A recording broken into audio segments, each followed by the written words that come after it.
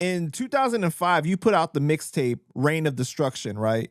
On the Right. mixtape, you got your sister Blaze, right? You got Mirage Black, Yeah. Rob Raff, Banga, Sean Price, of course, you know, with the song Live the Life appears on this. You know, talk to us about your mindset at the time when you're working on that project. Like, what are you thinking? Yo, see on that album, I was putting out a bunch of music that I never released. Like what I was saying with the DR period joint, I had a few of those songs on there. And songs that I had from other producers that I never released officially. You know what I'm saying? So I put a lot of that on there, and then I made up about 10 freestyles because it was like 31 joints on that mixtape, the first one. That's So crazy. it was literally 31 joints, man. And I had and by that time I was on 106 in Park. I was the champion for a minute. So I put a clip from that I think the first battle when I won. I put a clip on there from, you know what I mean? And it was, I was just, letting everybody know I'm ready coming with the album soon, you know what I mean? And then I dropped another mixtape called Slick Vic the Ruler, like right after that. And that shit was crazy too. Right. So that same year, you ended up on 106 in Park, right? Freestyle Friday. And Yeah. like, how many weeks did you win in a row? I think it was 2. Because you said that you got jerked, right? Like you felt you got cheated? Yeah. Well, it's whatever, man. I was, the reason that they gave, because they never did this before too. Like when they was like, yo, they chose him, but then they was like, yo, we really chose him because it sounded like your second verse was written. But his verse was written too. Both of our joints was written. Nobody was like freestyling off the top of the head. We both came with written verses. And so, at first I was upset about that, thinking it was because he was from Harlem and it was Styles P and some Cannabis or somebody else. Cannabis voted for me, but Styles voted for him. I felt like it was like nepotism, you know what I mean? Like Harlem and Yonkers together or something like that. Oh, got you. But I'm a big fan of the locks and shit, man. But later on, I just took it for what it was. It was all right, man. It was dope when the shit was lasting.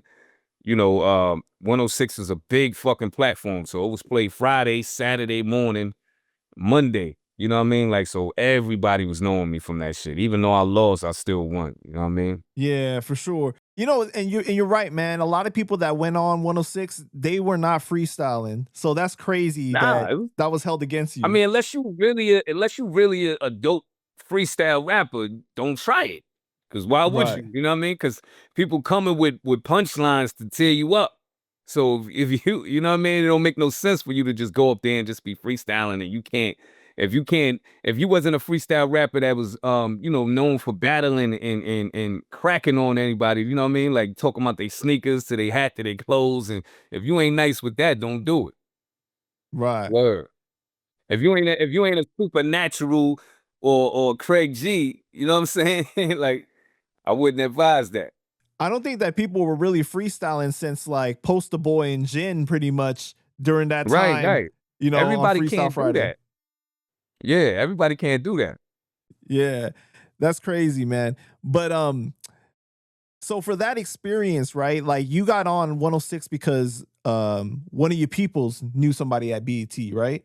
Yeah, my man Prince, man. Yeah, definitely. He from the camp too with boot camp, man. That's Right. Buckshot, one of Buckshot main man, my brother Prince. He just like, yo, matter of fact, he brought me up there to do a song, to perform a song in between the commercial breaks one time. And then the dude, he introduced me to Terrence, who's not Terrence and Roxy, it's another guy named Terrence. And he was like, yo, somebody just won 7 weeks. You want to come up next week and battle? And I was like, hell yeah. And that's how that shit happened.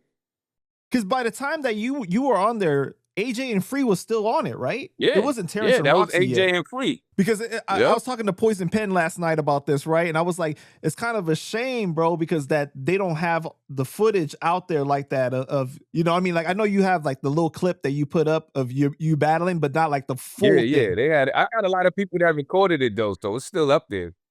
Yeah. Yeah, I posted it. I posted it last year. Yeah. Yeah. But it's just of your verse, right? No, I post. Well, yeah, I just posted my verse. I ain't put the whole.